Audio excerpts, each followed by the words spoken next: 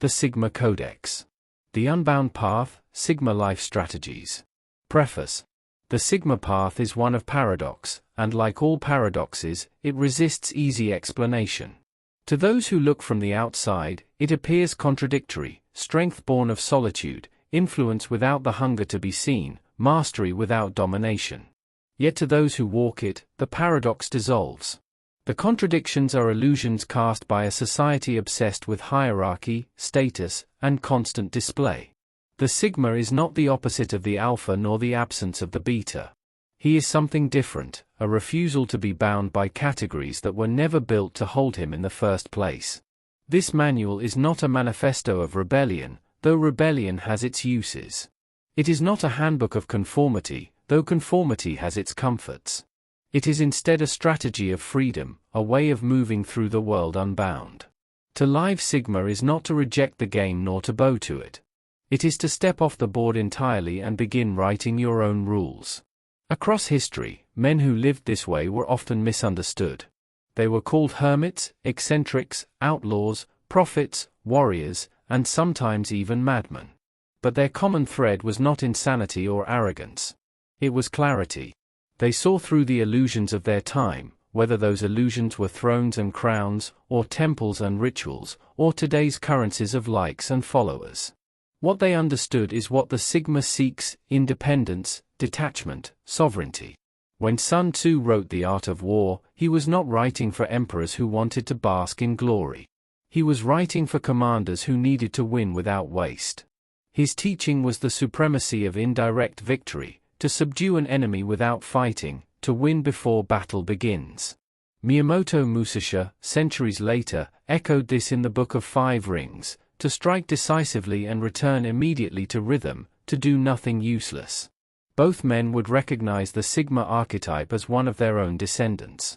For he applies their wisdom not only to battlefields of blood and steel, but to the battlefields of modern life, business, relationships, personal mastery, and the war against one's own weaker self. The Sigma is not better than others, he is simply unaligned.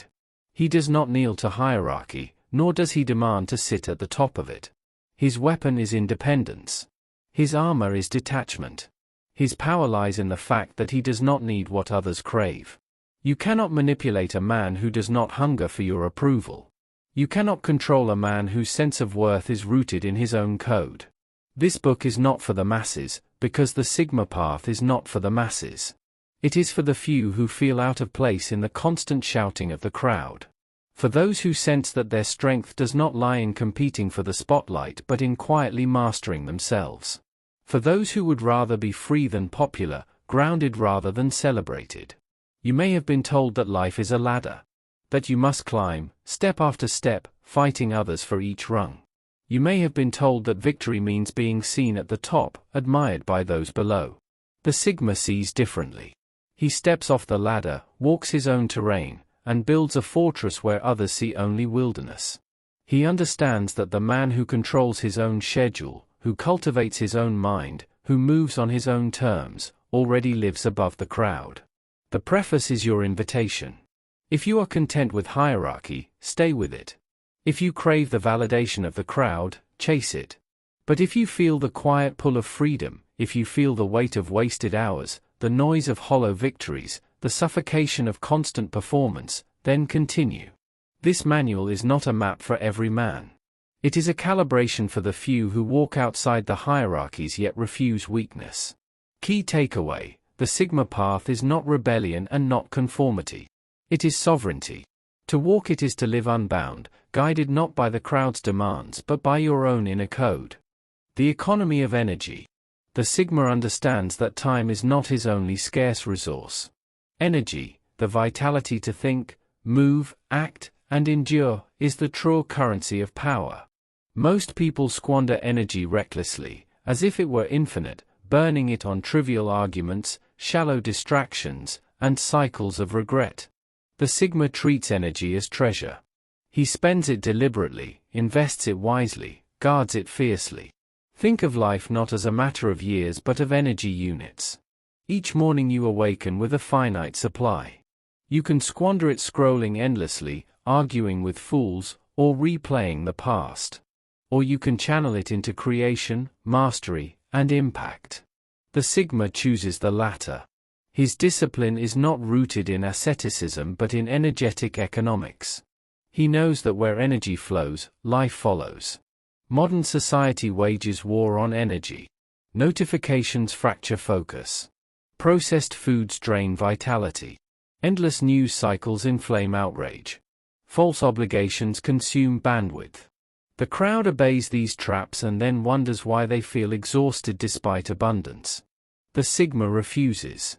He designs his days as an energy strategy. He begins with the body. Energy is biological before it is psychological. Sleep, movement, nutrition, these are not luxuries but foundations. The Sigma treats his body as an energy bank. He invests in rest as aggressively as he invests in training. He respects circadian rhythms. He fuels himself with simplicity. He knows that when the body collapses, the mind follows. Next is attention. Attention is energy's highest form. Where attention goes, energy flows. The Sigma guards his attention as a warrior guards his sword. He knows distractions are assassins. Each stolen minute is a stolen unit of energy. He minimizes noise, prunes obligations, cuts ties with those who drain him. This is not cruelty, it is conservation. Consider the Stoic principle of controlling what is within your power. The Sigma applies this not only to events but to energy. He cannot control storms or markets, but he can control where he channels attention, what he consumes, who he engages with. In doing so, he becomes sovereign over his vitality. There is also the emotional economy. Anger, envy, jealousy, gossip, all are energy leaks. The Sigma does not indulge them because he knows they yield no return. He practices emotional austerity.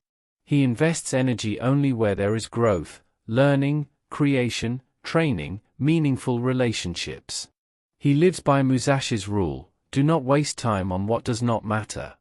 Applied to energy, this becomes, do not waste strength on what cannot build you. The Sigma's economy of energy is not about hoarding but about directing. He spends heavily on what compounds, skill mastery, deep focus, strategic alliances, solitude that restores. Like a seasoned investor, he multiplies returns by avoiding bad bets. This is why he appears tireless when others burn out. His secret is not boundless supply but disciplined allocation. Imagine two men given the same hours. One leaks energy through drama, distractions, indulgence. The other channels energy into focused creation. After a decade, the gap is enormous. The Sigma becomes extraordinary not by having more energy but by losing less. His economy of energy is silent but decisive. Key takeaway: the Sigma treats energy as currency. By guarding, conserving, and investing it deliberately, he multiplies his strength, sustains endurance, and outpaces those who burn recklessly. The architecture of solitude. If energy is the currency, solitude is the vault in which the Sigma protects and multiplies it. Solitude is not isolation born of weakness but intentional withdrawal born of strength. It is the architecture of sovereignty, a structure he builds to safeguard clarity, focus, and freedom. The crowd fears solitude because it exposes them. Without noise, they face their own emptiness. Without validation, they face their own doubts. So they drown themselves in constant chatter, endless screens, perpetual company. The Sigma is different. He enters solitude deliberately, using it as forge and sanctuary. In solitude, he hears his own voice untainted by others. He reflects. He interrogates. He strategizes. Solitude becomes his war room where plans sharpen and illusions dissolve. It is in solitude that Musashi developed his martial insights, withdrawing from society to hone clarity. It is in solitude that Stoics journaled, stripping distractions to align with truth. The architecture of solitude requires design. It is not simply being alone, it is crafting conditions where the mind strengthens. The Sigma builds solitude into his life like an architect builds foundation into a house. He creates spaces free of interruption.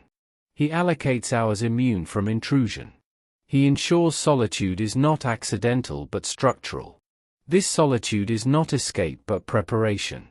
When he returns to the world, he is sharper, calmer, stronger.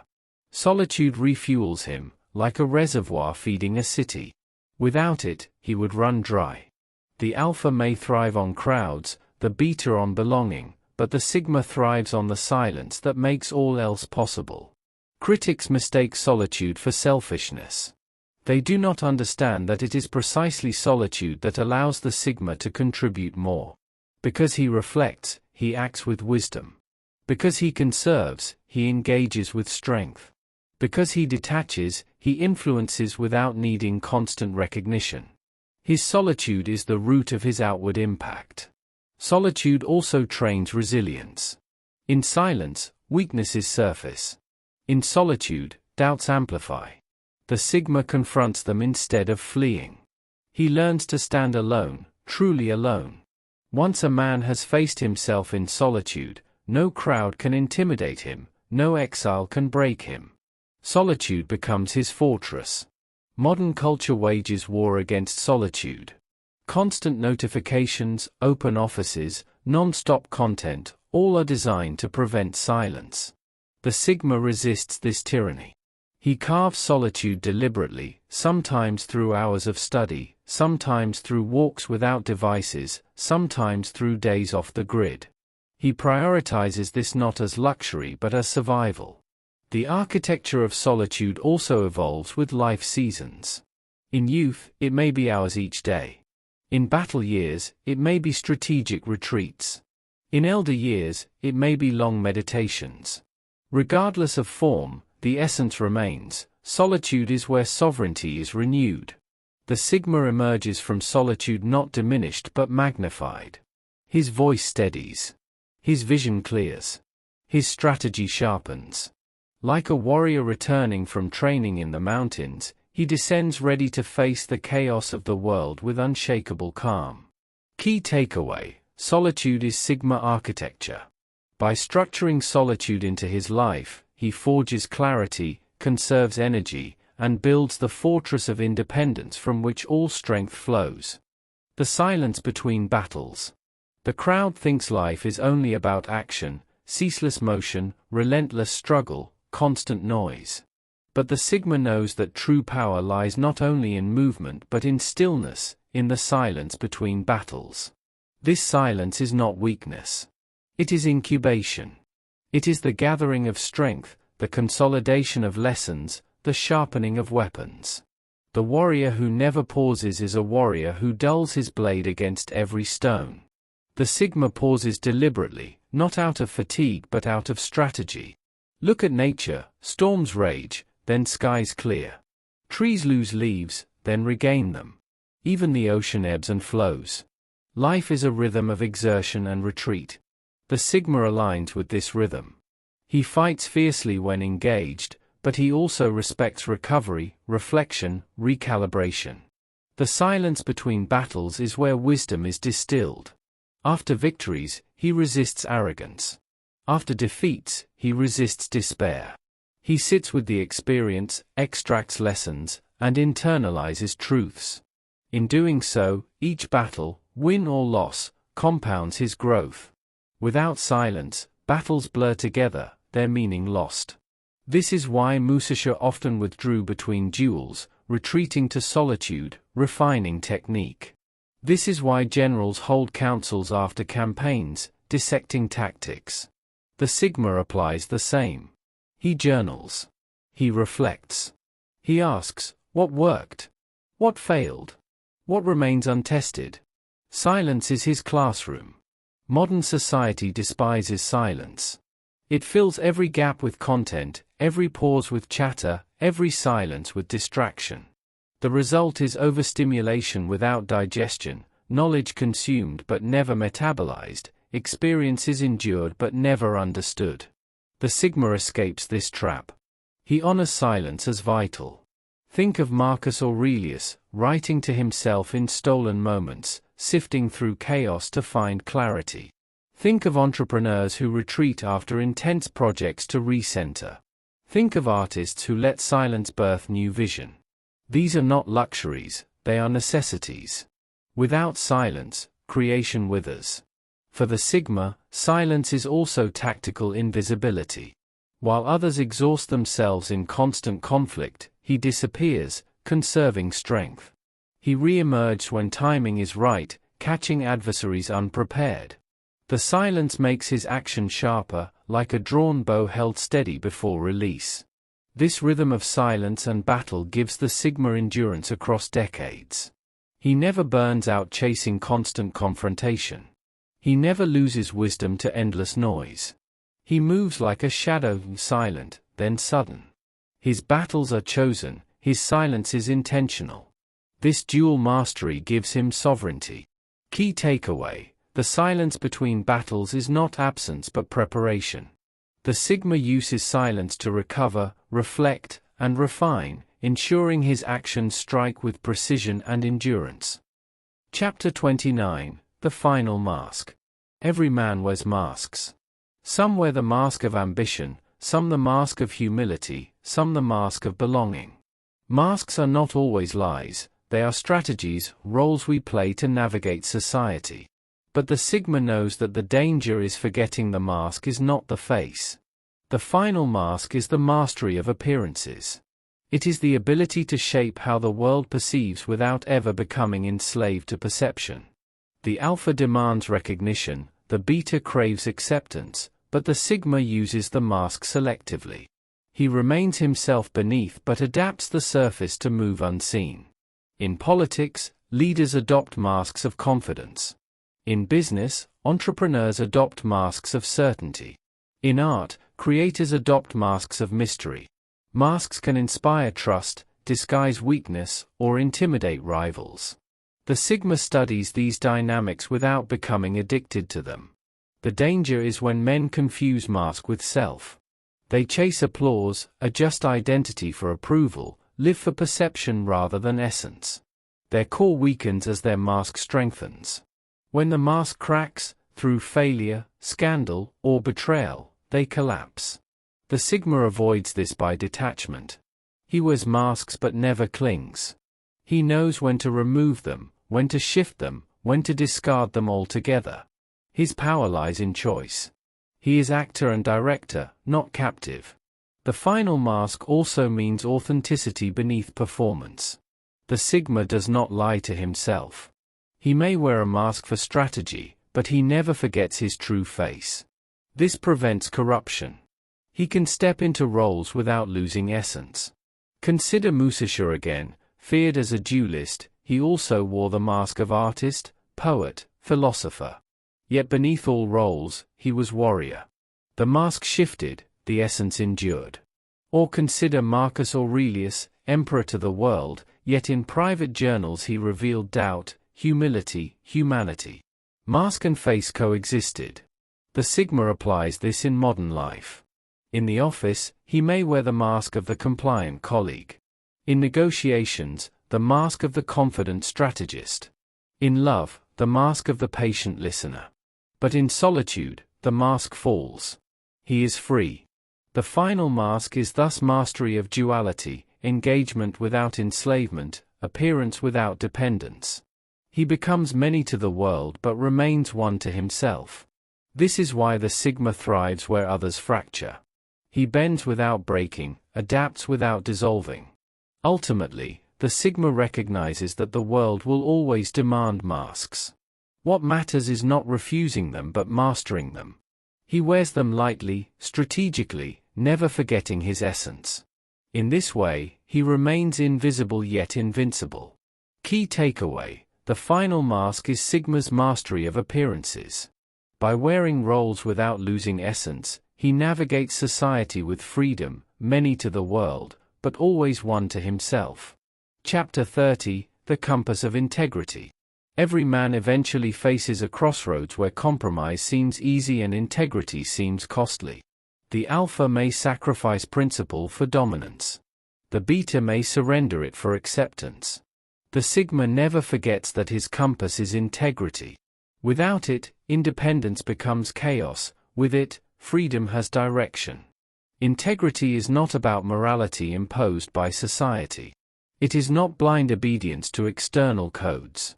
For the sigma, integrity means alignment, the unbroken link between thought, word, and action. It is when what he says reflects what he believes, and what he does reflects both. Integrity is not about being perfect, it is about being whole. Most men fracture themselves. They present one face in public, another in private. They speak lofty ideals but act from fear.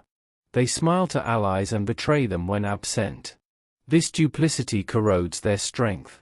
Over time, the fractures widen until the man no longer knows who he truly is. The sigma avoids this collapse by ruthless honesty with himself. He may stumble, but he does not deceive himself about why. Integrity gives direction when circumstances cloud judgment. Imagine a storm at sea. The sky darkens, waves rise, maps lose meaning. What remains is the compass. Integrity is that compass. It does not tell the sigma the easiest path, but it tells him the true one. He may still fight the storm, but he knows which way is north. This compass makes him reliable even when invisible. The sigma does not seek recognition, but when others encounter him, they sense consistency. His words are not shifting sands, his commitments are not hollow. This breeds quiet power. A man of integrity may not command armies, but others instinctively trust him. That trust, once earned, multiplies influence. History shows this clearly. Marcus Aurelius, beset by wars and plagues, held his empire not merely through force but through integrity. His subjects could sense the emperor's values governed his actions. Musashi, though ruthless in combat, remained consistent in his dedication to training and principle. Even his opponents respected the purity of his devotion. Integrity also safeguards energy. Lies demand maintenance. Deception consumes memory and focus. A fractured life drains vitality in covering tracks. The sigma saves this energy by living aligned. His words need no rehearsed defense, his actions need no secret justification. He is light because he carries no disguise. But integrity is not easy. The world will tempt him to trade it for advantage.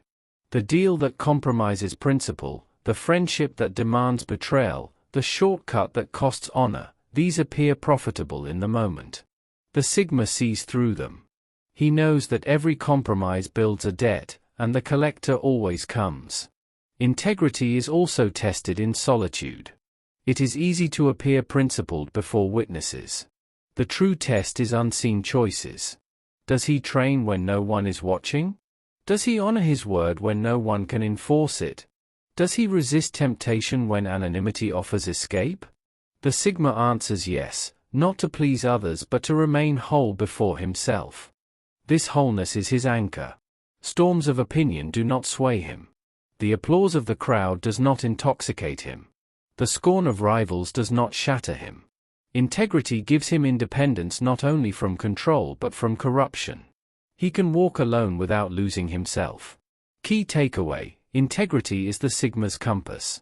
It keeps him whole, aligns his life, and grants him enduring strength in a world that constantly tempts fragmentation. Chapter 31: The Art of Withdrawal. The crowd worships constant engagement. To them, withdrawing is weakness. They cling to battles long after they are lost, to relationships long after they are toxic, to roles long after they are hollow. The sigma understands the art of withdrawal, knowing not only how to fight but when to step away. Withdrawal is not surrender. It is strategy. A general who retreats to higher ground has not lost, he has preserved strength for the decisive moment. A martial artist who disengages to study the opponent has not yielded, he has prepared to strike more effectively. The sigma applies this principle to life itself.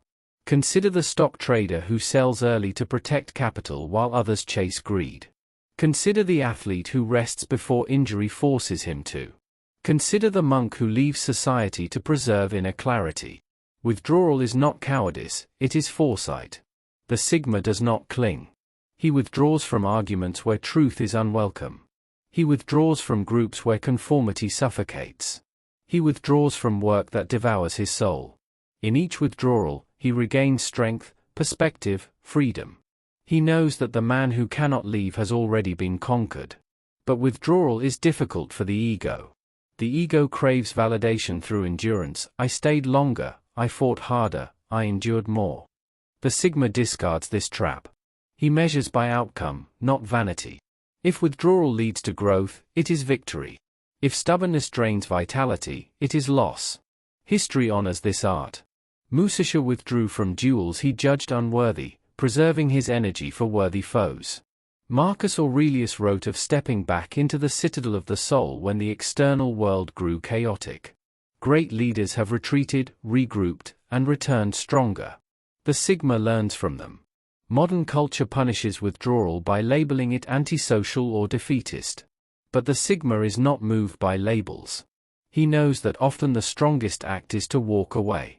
The warrior who knows when to disengage lives to fight the wars that matter. Withdrawal also preserves dignity. Remaining in toxic environments corrodes character. Exiting with calm strength maintains sovereignty. The Sigma leaves not in bitterness but in clarity. He withdraws with grace, ensuring that his essence remains intact even as his environment shifts. The art of withdrawal also sharpens timing. Knowing when to enter is as vital as knowing when to exit.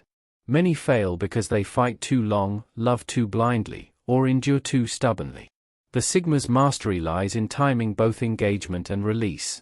He knows when to arrive, and he knows when to leave. Ultimately, withdrawal is power. It reveals that the Sigma belongs to no situation, no role, no crowd. He remains free to step back, reorient, and re-enter on his own terms. This freedom terrifies those who depend on constant validation. It is why the Sigma remains unpredictable, untouchable. Key takeaway: withdrawal is Sigma strategy. By stepping away at the right time, he preserves strength, maintains dignity, and ensures freedom to re-engage on his own terms.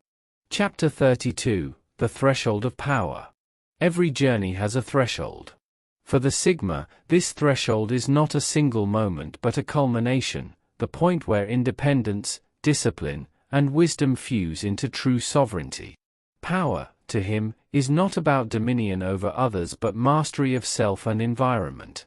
Yet arriving at this threshold requires him to confront illusions that ensnare lesser men. The first illusion is that power equals visibility. The world glorifies those who shout the loudest, flaunt their gains, or dominate the stage. But this is fragile power. Visibility draws enemies, demands constant defense, and feeds on validation. The Sigma steps beyond this illusion.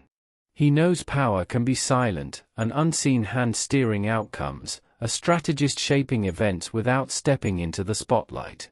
True power is not the applause of the crowd but the capacity to remain unshaken when the crowd turns. The second illusion is that power is permanent. Men build empires, careers, reputations, only to watch them collapse with time. History is a graveyard of dynasties and names once deemed eternal. The Sigma does not cling to permanence. He understands that power flows, shifts, transforms. His strength lies in adaptability. He wears power lightly, knowing it is borrowed from time itself. When he holds it, he uses it well. When it fades, he remains whole. The third illusion is that power is external. Most chase wealth, armies, influence, seeking strength outside themselves. The Sigma reverses the search. His threshold of power is internal. If he is disciplined, resilient, and self-possessed, no external collapse can strip his sovereignty. A man who cannot be bribed, broken, or swayed is more powerful than any king with trembling advisors. To cross the threshold, the Sigma integrates lessons from every prior chapter. Solitude taught him strength. Detachment taught him clarity. Integrity taught him wholeness. Withdrawal taught him timing. Now he sees that power is not a tool but a state of being. He becomes power itself, not loud, not boastful, but undeniable. Consider Musashi again, feared not because he shouted of his victories, but because his presence carried inevitability. He had crossed the threshold where skill became essence. Or Marcus Aurelius, wielding imperial authority, yet never enslaved to it. His threshold was inner governance, the rarest power of all. The Sigma at this stage becomes a paradox. He is both invisible and influential, detached yet decisive, humble yet formidable. He no longer needs to prove power, he embodies it. He moves quietly, but the ripples extend far. He acts minimally, yet outcomes shift dramatically. He has become what others chase. Key takeaway: the threshold of power is not reached by dominance or display, but by integration of independence, adaptability, and inner mastery. The Sigma becomes power, needing no validation from the world. Chapter 33: The Unwritten Victory. Every book of strategy, every manual of war, every system of philosophy ends the same way: incomplete.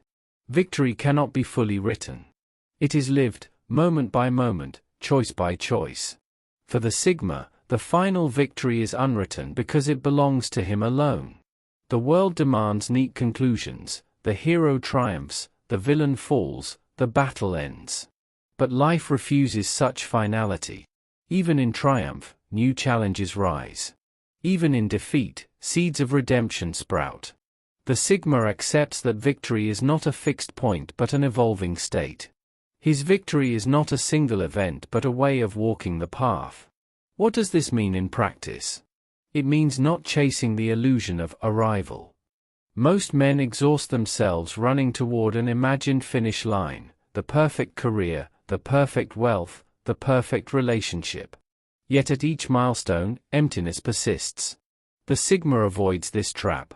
His victory is not arrival but alignment, living today as he intends to, without apology or compromise.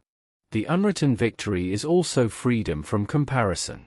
Others measure themselves by peers, rivals, ancestors. The Sigma writes his own ledger. His measure is whether he honored his principles, whether he sharpened his mind, whether he grew stronger in solitude. He does not care if others clap or scoff. His victory cannot be voted upon. This victory is invisible to the crowd. They will not see trophies, headlines, or parades. They may even call him failure because he did not play their game. But inside, the Sigma knows he has won. He is unshackled. He lives unbound. He moves through the world with quiet dominion. This unwritten victory also grants peace with mortality. Knowing that no final battle defines him, the Sigma faces death without fear. He does not cling to legacy as others do, desperate for remembrance. He knows that victory is in the living, not in the remembering. Whether history records him or forgets him is irrelevant. He has lived as sovereign. This is why the Sigma's path is both lonely and liberating. Few will understand a man who does not chase recognition, who does not fear obscurity, who does not bow to conformity. But in this solitude lies triumph. The unwritten victory is not shared because it cannot be, it is uniquely his. Key takeaway: the Sigma's ultimate victory is unwritten. It is not arrival, applause, or permanence, but the lived alignment of independence, principle, and freedom, a victory invisible to the crowd yet undeniable to the soul. Epilogue: the way of the unbound. The journey of the Sigma cannot end in the ordinary sense. Manuals can close, paths continue. What began as an exploration of solitude and strength now stands as a testament: there exists another way to live. Not as alpha, demanding rule. Not as beta, craving place. But as Sigma, unbound, unseen, unconquered. The epilogue is not a conclusion but an opening. You have walked through strategies of silence, integrity, withdrawal, power. You have studied examples from warriors and emperors, artists and philosophers. Yet these are not blueprints. They are sparks. The path ahead is yours alone to carve. The world will pressure you to return to hierarchy, to resume the mask of conformity. Resist gently but firmly. You owe nothing to the noise. Walk your path with clarity, knowing that solitude is not isolation but sovereignty. In that sovereignty lies not loneliness but strength.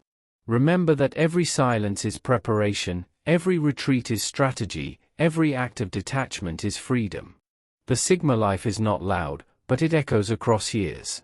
It is not recognized by many, but it is respected by few. Most of all, it is lived with wholeness. When Sun Tzu wrote of war, he wrote not for everyone but for generals. When Musashi wrote of rings, he wrote not for the masses but for warriors. This manual, too, is not for all but for the few who sense within themselves the refusal to be captured by roles. Carry these lessons forward not as commandments but as tools. Use them to sharpen your edge, to preserve your sovereignty, to chart a life that is yours alone. The Sigma does not seek to dominate the world. He seeks to walk through it untethered. If you have read this far, you already know, the Sigma path is paradox. It is visible in its invisibility, powerful in its detachment, triumphant in its refusal of trophies. It is a life that cannot be fully written, only lived. And so this book ends, but the path does not. You are free to walk it now. Alone, perhaps. But never powerless. Key takeaway: the Sigma life is unbound. Its victory is unwritten, its strength is quiet, its essence is freedom. The manual ends, but the way continues, yours to live, sovereign and whole. End of SIGMA Masterclass. Part 3. This concludes this SIGMA Masterclass.